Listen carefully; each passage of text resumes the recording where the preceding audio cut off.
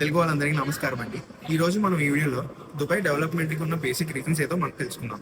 మీరు ఎవరైనా దుబాయ్ వచ్చి అసలు ఈ ప్రాపర్టీస్ అన్ని చూసుకునండి, ఈ కన్స్ట్రక్షన్ వాల్యూమ్స్ అన్ని చూసుకుంటే అసలు ఎందుకు ఇంత సప్లై అయితే వస్తుందని చెప్పేసి మనకు డౌట్ అయితే వస్తుంది అనమాట.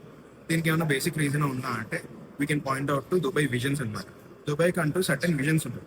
లైక్ దుబాయ్ 2040 విజన్ అంటే అర్బన్ మాస్టర్ ప్లాన్ అంటారు అనమాట.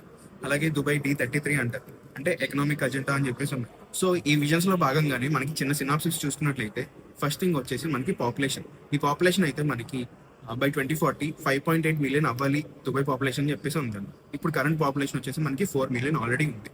అండ్ డైలీ ఫ్లోటింగ్ పాపులేషన్ వచ్చేసి మనకి 7.8 మిలియన్ వరకు వెళ్ళాలి అని చెప్పేసి ఉంది, which also includes in tourism also.